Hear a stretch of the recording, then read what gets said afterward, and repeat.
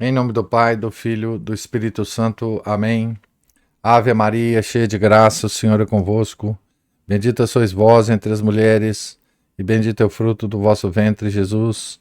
Santa Maria, Mãe de Deus, rogai por nós, pecadores, agora e na hora de nossa morte. Amém. São José, rogai por nós.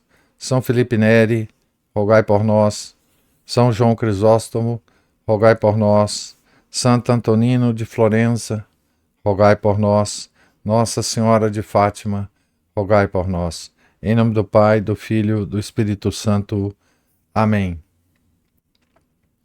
Bom dia a todos.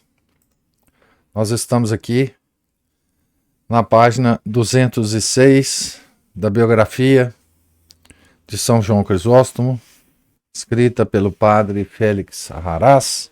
Estamos no apêndice sobre as obras de São João Crisóstomo, escrita por Francisco Fausto.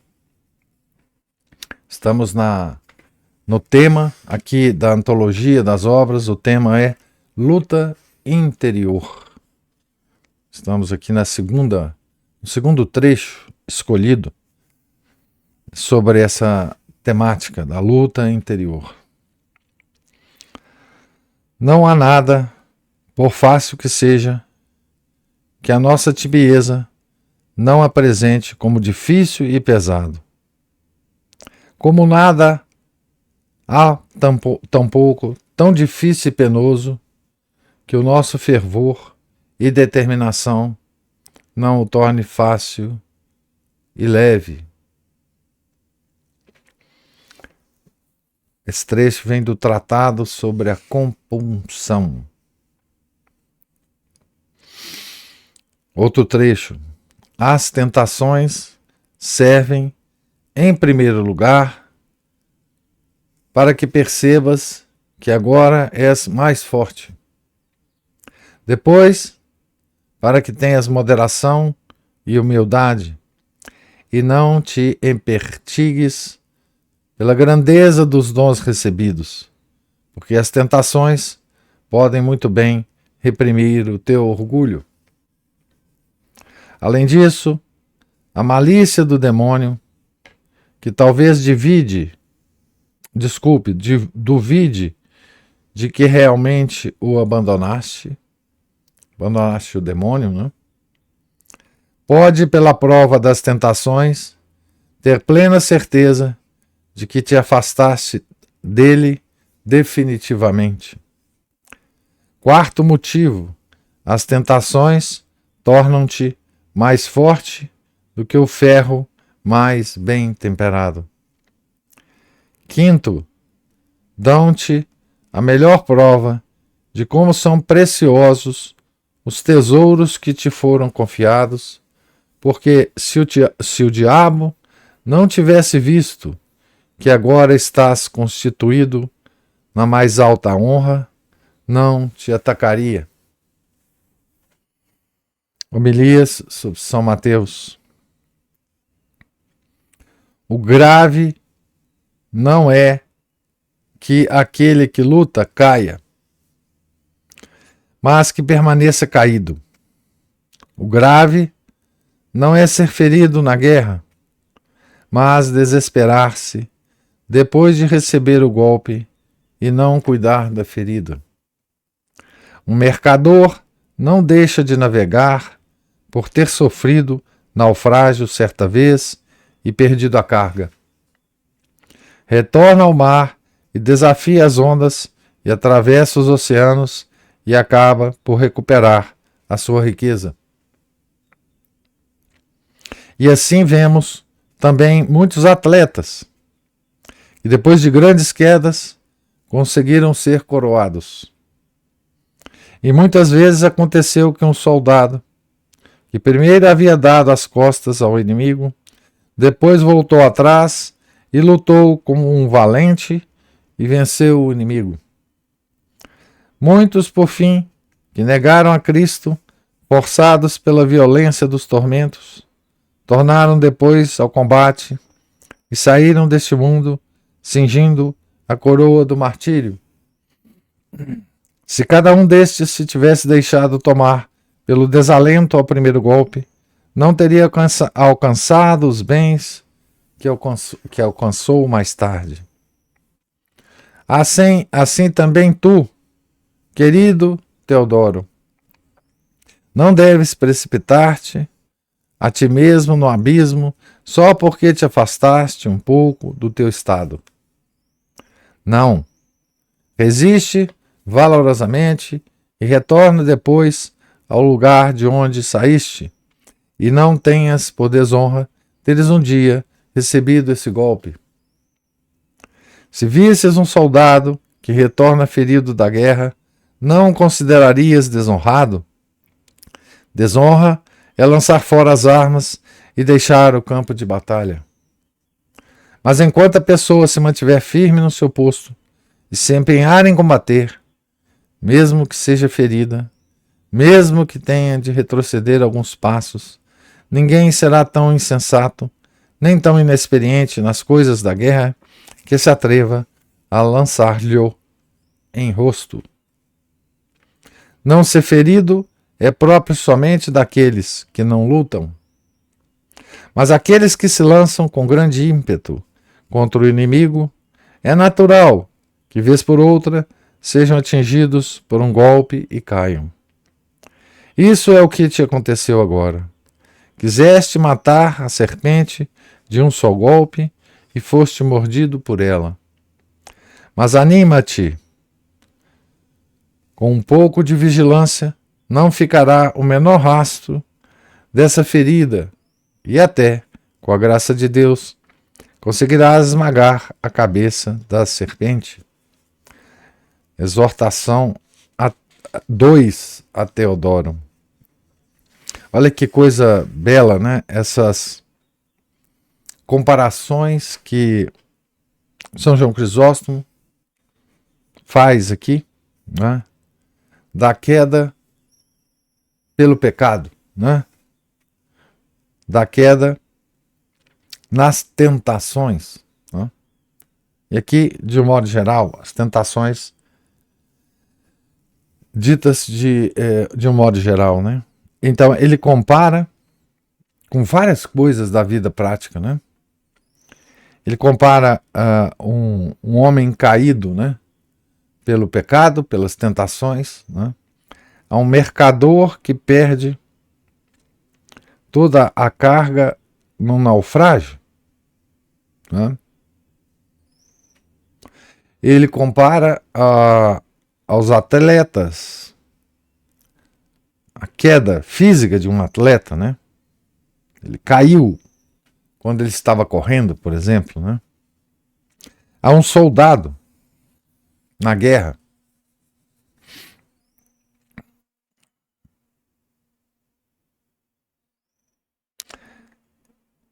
E o quanto que é importante, né?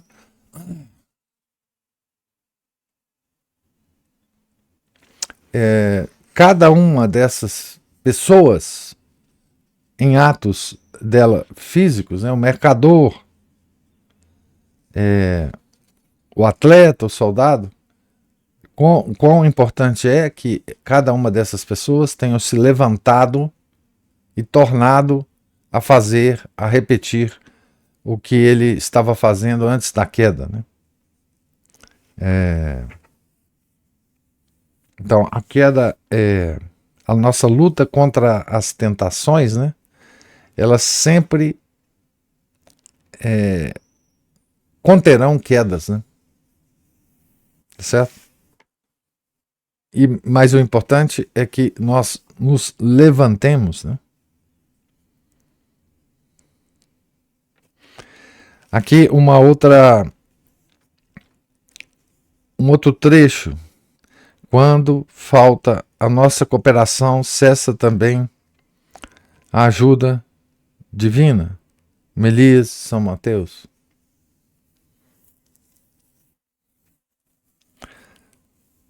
Então, a graça, né? A graça de Deus,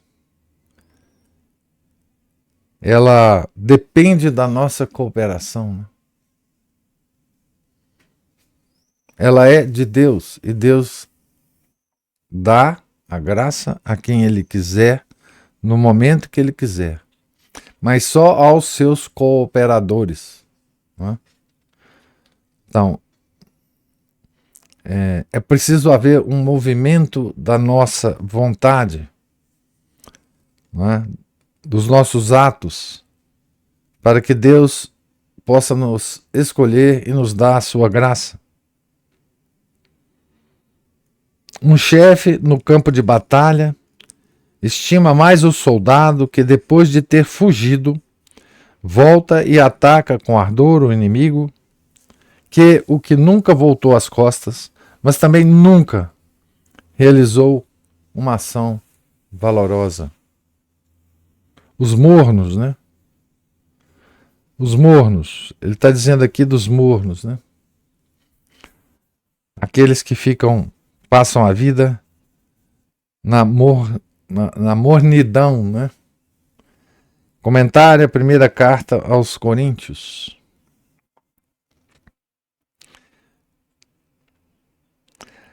Para que servem umas palavras que depressa florescem e pouco depois murcham?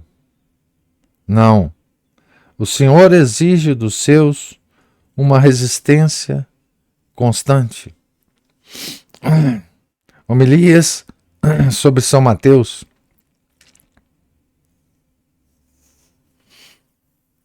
As árvores que crescem em lugares sombreados e livres de ventos, enquanto externamente se desenvolvem com aspecto viçoso, tornam-se moles e quebradiças, e qualquer coisa as fere facilmente.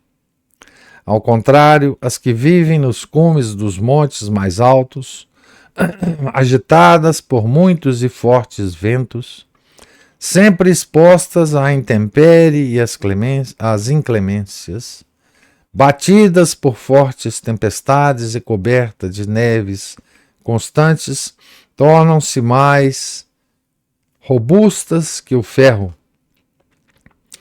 Homilia sobre a grande tribulação. Então, veja que nesse tema, né, sobre a vida interior, a luta, como é que é o nome aqui? Luta interior, né? Que o Francisco Fausto escolheu, né? São João Crisóstomo está nos dizendo o seguinte, né? Na primeira citação que eu li ontem, que é uma citação belíssima, né? Em que ele fala que da primeira lição que nós temos que aprender na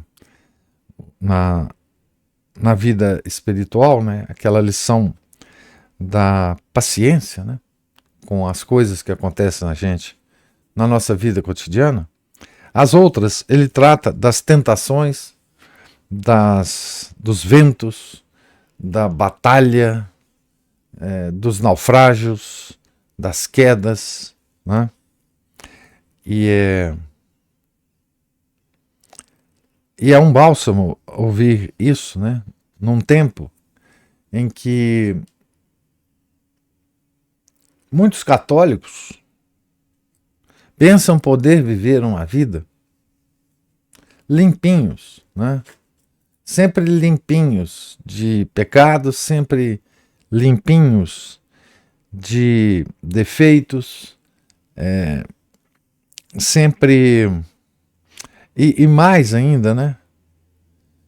Observando o defeito dos outros, a queda dos outros, e quase que dizendo como o fariseu, né?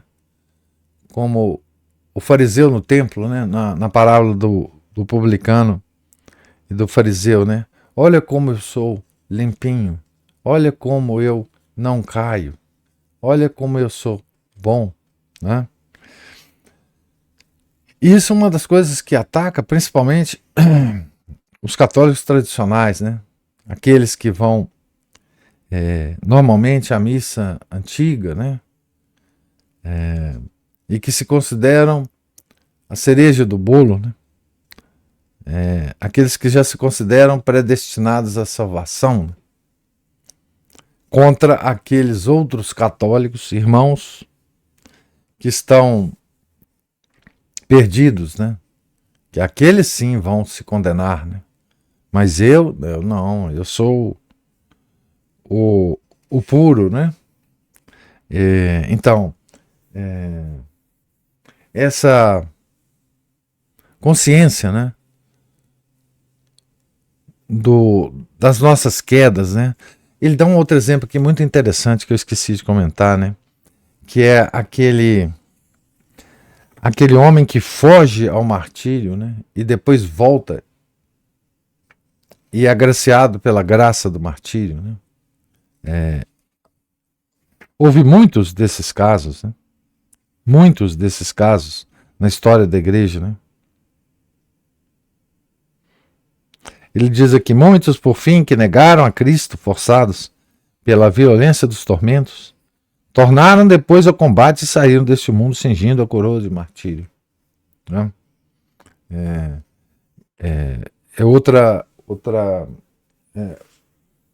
Outro exemplo, né? Outra comparação que ele faz para a nossa vida cotidiana, né?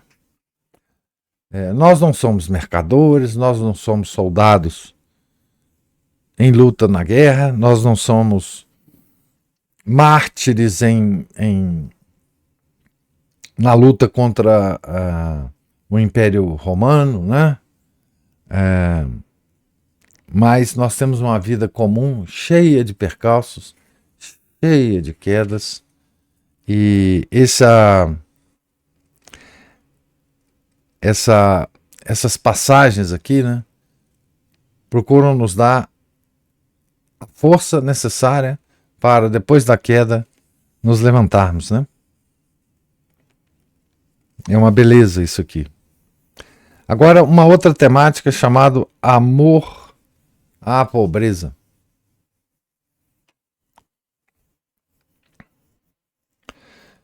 Como não ter, por suma loucura, acumular tudo lá onde o que se deposita se perde e se corrompe, e não deixar nem a mais ínfima parte ali, onde há de permanecer intacto e até crescer. E onde, além disso, havemos de viver por toda a eternidade. É por isso que os gentios não creem no que lhes dizemos, pois querem que lhes demonstremos a nossa doutrina, não pelas nossas palavras, mas pelas nossas obras. Quando nos veem construir magníficas casas e plantar jardins e construir termas e comprar campos, não conseguem persuadir-se de que estamos a preparar a nossa viagem para outra cidade. Se assim fosse, argumentam, os cristãos venderiam tudo o que possuem aqui e o depositariam ali. E assim pensam em função do que costuma acontecer na vida. Com efeito, podemos observar que os grandes ricaços adquirem casas, campos e tudo mais, principalmente nas cidades onde pretendem passar a vida. Nós, porém, fazemos o contrário. A terra que havemos de abandonar dentro de pouco, matamo-nos por possuí-la. E por umas braças a mais, ou por umas construções, não somente entregamos o nosso dinheiro, mas até o nosso sangue. Mas para comprar o céu, custa-nos imenso desprender-nos até do supérfluo. E isso quando poderíamos comprá-lo a preço muito baixo, e uma vez comprado, possuí-lo eternamente. Portanto, se ali aparecermos nus, sofreremos o suplício definitivo e o sofreremos não apenas por causa da nossa pobreza, mas por termos empobrecido os outros. Porque quando os pagãos veem que aqueles que foram iniciados em tão altos mistérios põem todo o seu afã no que é terreno, também eles o abraçam com redobrado ardor, com o que não fazem senão acumular brasas sobre a nossa cabeça. Se nós, que deveríamos ensiná-los a desprezar tudo o que é visível, somos os primeiros a excitar-lhes a cobiça, como poderemos salvar-nos, réus que somos da perdição dos outros? Extraordinária essa passagem, né? O que ele está nos dizendo, mais uma vez, né, é o descompasso entre o que sai da nossa boca e as nossas ações, né?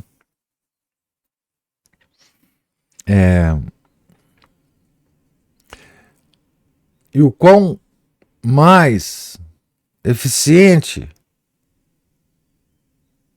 é a nossa ação do que o que sai pela nossa boca, né?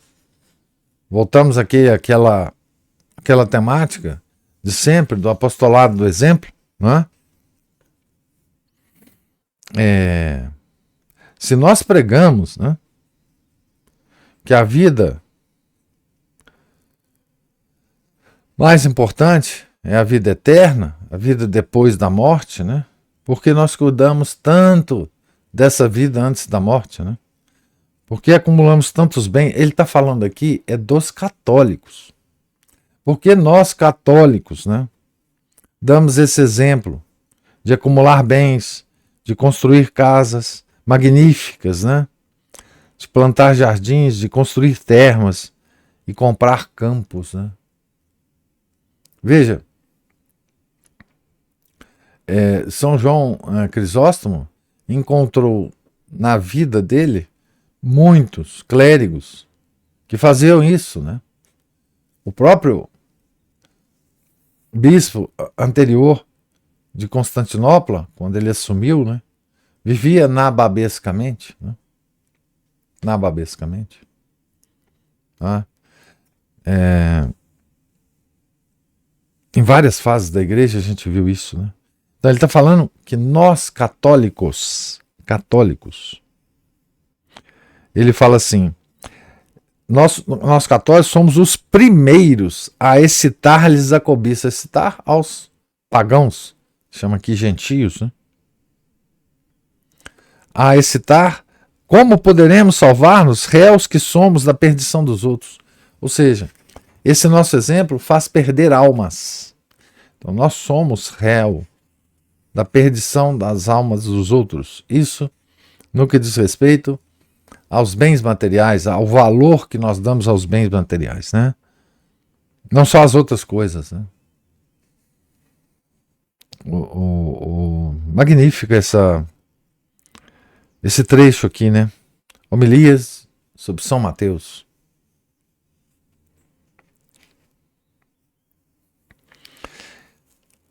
Num outro trecho das homilias de São Mateus, logo em seguida, ele fala assim: como é possível isto? Fugir da tirania do dinheiro? Dir-me-eis, metendo no vosso coração outro amor diferente, o amor dos céus, aquele que aspira à realeza, despreza a avareza. Aquele que aspira à realeza despreza a avareza.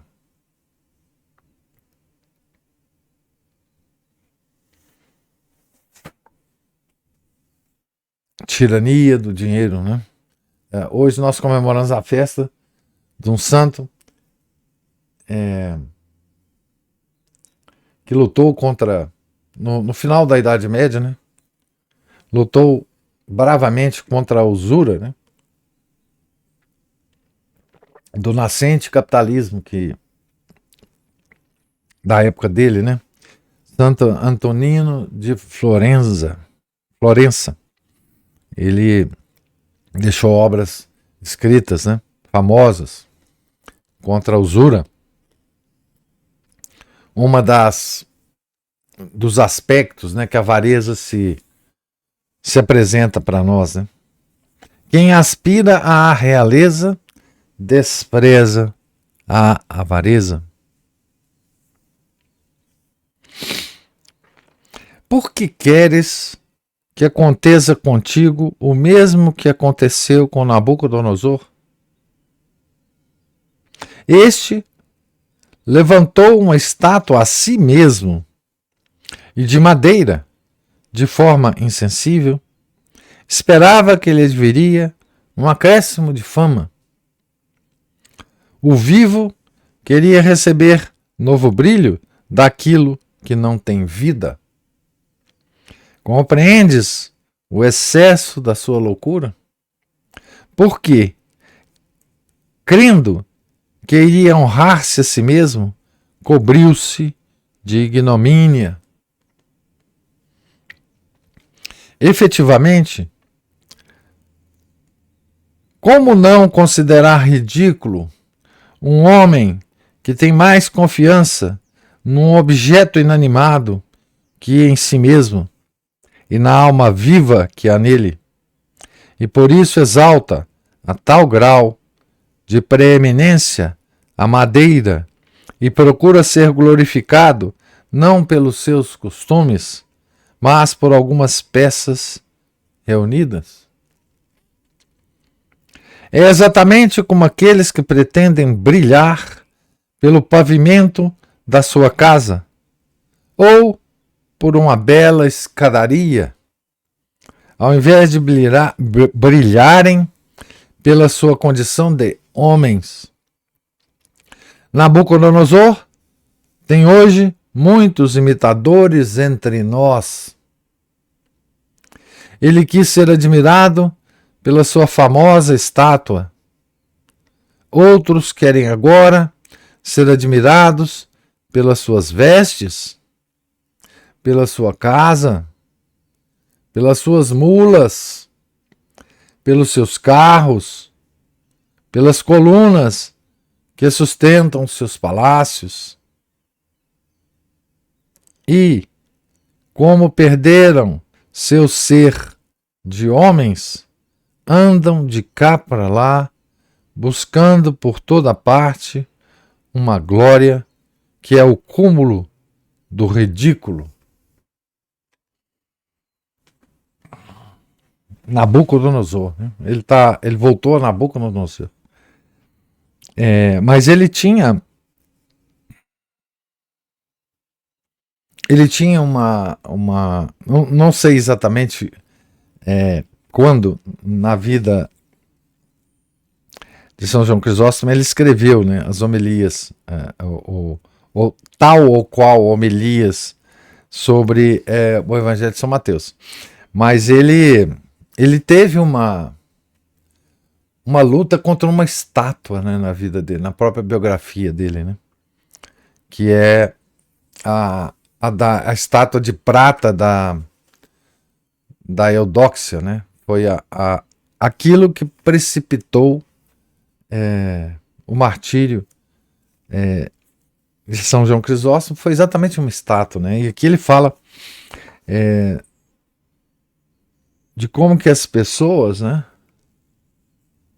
elas recorrem a coisas inanimadas, não é?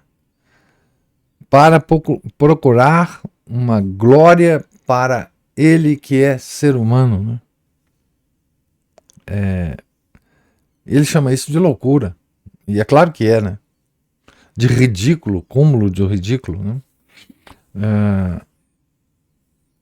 O vivo queria receber novo brilho daquilo que não tem vida. Compreendes o excesso da sua loucura? E aqui ele, claro, ele fala da estátua, como ele fala do acúmulo dos bens materiais de um modo geral, né? Ele fala de pavimento da casa, né? Escada, bela escadaria, enfim. E ele usa aqui uma expressão muito, muito interessante, né? E como perderam o seu ser de homens, ou seja, já não dão mais a devida importância ao ser, né? A essência de ser homem, né? Aí andam para lá e para cá, buscando a glória em outro lugar, né? E não ao fato de sermos homens, né? A gente está aqui fazendo uma demonstração para nós católicos, não é? Nós católicos. Então aqui nós terminamos a temática amor à pobreza. E eu vou terminar por aqui para dar oportunidade para a gente comentar um pouco do lido hoje. A próxima temática é humildade. Tá certo? Humildade. Estamos aqui na página 211. Então, gostaria de ouvir os comentários, se existirem, de vocês.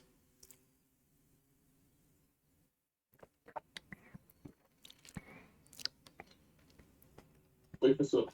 Opa!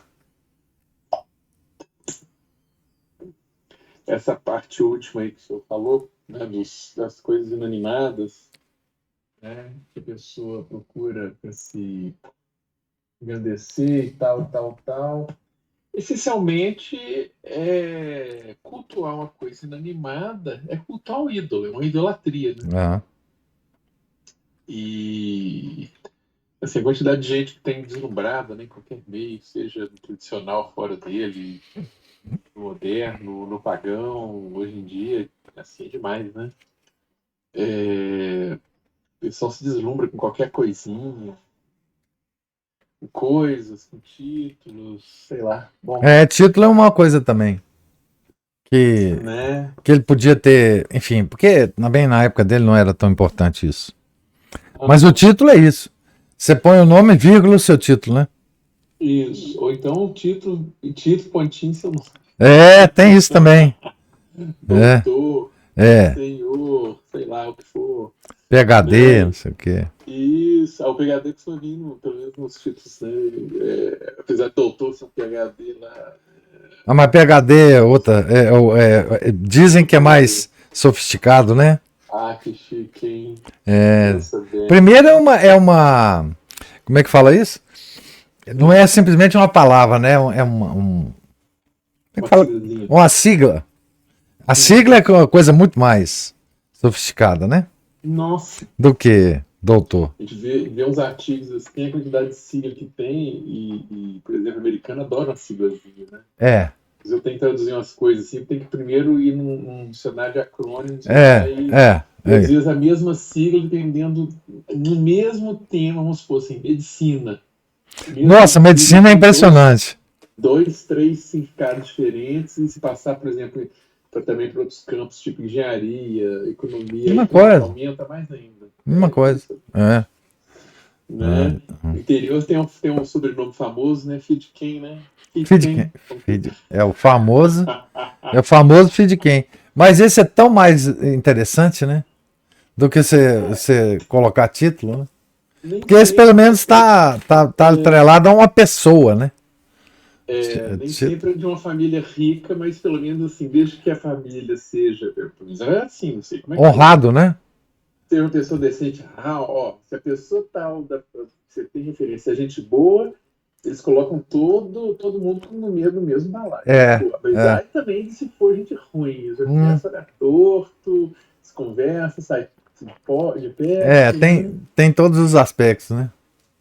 Não é assim lá em Formiga, como é que é? Seu filho de quem lá e o pessoal É isso. da moça, eu falei, É. dependendo do lado meu parentesco, deve ser de quem lá, o pessoal assim, ih, cara, Pois é, tem isso, né?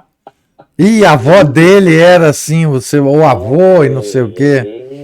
Histórias assim, né? Você também mexe, você também sai dando tiro pra torta direita, assim, não, só tiro em gente que merece. Mas não errar também não, ele assim, sabia. Bom, mas aí nós temos aí nessas idolatrias, né? E a gente tem que ficar de olho, né, pensando que aquelas advertências do Antigo Testamento contra as idolatrias, né, que eram umas estátuas lá de uma coisa esquisita, algum deus estranho lá, muitas vezes a idolatria está aqui tão perto, né? Tem a egolatria, que é dos piores também, né? Pessoas se achar, né?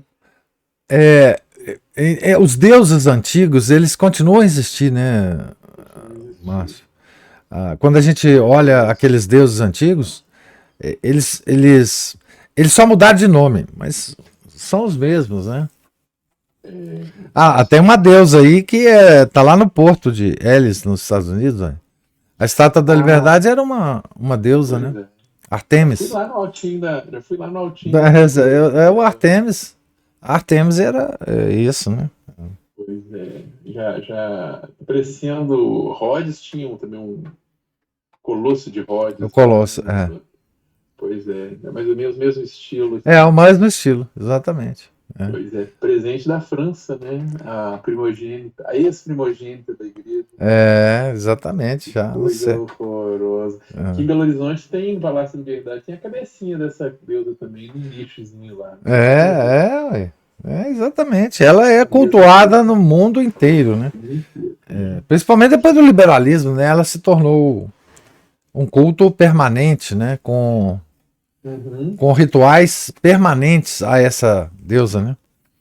Já que na Revolução Francesa puseram uma prostituta no altar lá e a cultuaram, né? E você vê que teve um presidente aí, hoje é um ex-presidente, que chegou a falar que a liberdade é mais importante que a vida. Pois é, mas como é que você vai ter entendeu? Sem vida, né? Entendeu? Uma coisa pressupõe a outra, pois é. Mas que falou. E vivia citando um trechinho. João, 8:32. O pessoal tentou consagrar o Brasil a Nossa Senhora lá, mas ele ficou lá com medinho de desagradar os crentinhos lá. E tem muito católico que rezou texto para a reeleição dele. Nossa, mãe.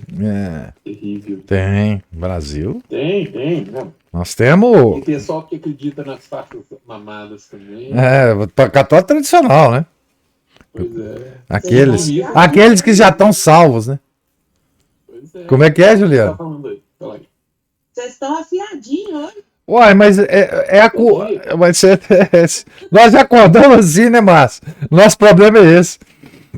Mas, assim, isso são todos ídolos, né? Como a gente está falando de idolatria, né? São todos ídolos. Quer dizer, o dinheiro é um ídolo, né? O mamon, né? E todos os outros ídolos levam para esse ídolo, né? E quando o São João Crisóstomo fala da pobreza, é a nossa luta contra esses ídolos, né? Que é assim, para mim o grande desafio do católico moderno, com esse liberalismo terrível que nos assalta, é essa luta contra esse Deus, Mamon. Não tem dúvida, não. Assim, nós estamos todos encharcados dessa idolatria.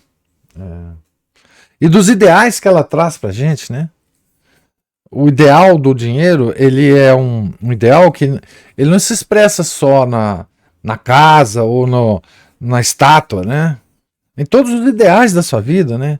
Aqueles ideais de burguês mesmo, né? O ideal de viajar uma vez por ano para a praia de não sei o que para não sei o que, de comprar isso ou aquilo, enfim, nós estamos encharcados disso, né? E encharcamos as nossas famílias com essas coisas, né? Hoje em dia é uma loucura, né? Essa idolatria das viagens, né? Todo mundo sonha em viajar e ficar viajando para sempre, né?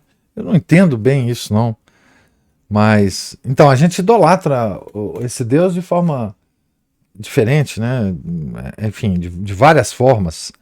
Mas é terrível essa idolatria, né? O aburguesamento, né, professor? Ele É, acaba com tudo, né? acaba. E é impressionante, ele destrói, Amesquinha tudo, né? mesquinha tudo. A pessoa, por exemplo, vem lá da roça, sei lá, do interiorzão lá bravo, até uma pessoa com uns bons hábitos chega aqui, tem que perder tudo, tem que reorganizar, tem que, como é que o pessoal fala remodelar? Não, bom, não importa. Acaba entrando uma decadência assim, de costumes, começa a fazer tudo por dinheiro, e aí vem os filhos, aí cria todo mundo com uma tendência de criminoso, de oportunista, assim, é impressionante. É, Acaba. Ambiente muito ruim, é muito ruim. moralmente muito ruim. Então, assim, é esse ambiente que a gente luta, né? Contra. Quando a gente fala de pobreza, a gente está falando justamente de luta contra todos esses valores, né? Até ontem me apareceu aqui para Ana Paula, aqui, tava no almoço, estava vendo aqui uma sugestão de um vídeo de um sujeito falando por que é tão importante parecer pobre. Eu não cheguei a ver tudo, só vi um comecinho lá. E por que ter uma atitude de contentamento e gratidão pelas coisas na vida, né? Faça com que a gente também se sinta mais satisfeito com aquilo que tem e não ficar correndo atrás de ilusão, né? Um dos aspectos da pobreza é esse, você ficar satisfeito com as poucas coisas que você tem, né? Ou as poucas coisas que Deus te dá, os poucos. Pouco Isso. tudo, né? Pouco carinho, pouco. Mas agradecer mesmo isso, né? Isso. Pouca atenção que as pessoas te dão, enfim. Ele mesmo coloca isso para postura mais de isolamento mesmo, assim, porque mesmo ele dizendo que, bom, sendo americano, né, parecendo pobre também, ele tem menos amigos falsos também e menos esse excesso de convívio social vazio, né, também. Isso é legal mesmo. Isso é Eu uma. vou lá aprofundar. Mas é isso, os outros eu tive que perder aqui, eu perdi um pouco as coisas, embora eu tenha lido também já antes, bem antes, mas depois na próxima a gente vai comentar mais uma coisa. Ótimo. Obrigado. Obrigado você. A Juliana fala assim, quando a gente tá falando das siglas, né? Dos acrônimos, a Juliana fala que ela é especialista, né, em acrônimo. E realmente ela. De vez em quando ela fala algumas coisas comigo que eu não entendo patavina, porque tem muita sigla envolvida. Mas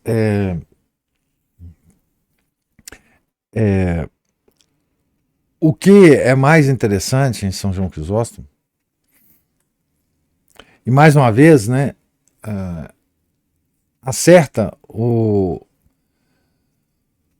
Francisco Fausto, né, em observar que São João Crisóstomo ele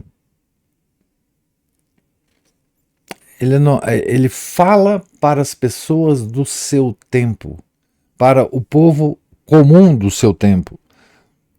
Ele quer ser entendido por essas pessoas e quer mudar a perspectiva de vida dessas pessoas, né? Então ele usa a preocupação, é curioso e interessante ver, né, como que se desenvolve a retórica de São João Crisóstomo, é que ele nunca deixa de usar exemplos da vida prática comum das pessoas, ou de tipos de pessoa que aqueles da época dele entenderia completamente como o mercador que perde a sua carga no navio, né? Num naufrágio, né? Isso era muito comum na época, né? Pessoas fazendo comércio através do mar, né? E as tempestades afundando os navios, né? Então, ele sempre recorre a dados da realidade dele, né? Ele está sempre querendo abrir os olhos dos seus fiéis, né? Com dados da realidade. Ele não está sonhando aqui, né? Mesmo que essa realidade seja antiga, como a estátua do Nabucodonosor, né? Que aparece no Velho Testamento, né? Mas sempre realidades para chamar a atenção para a vida espiritual, né? E essa é uma estratégia da retórica desse grande santo, né?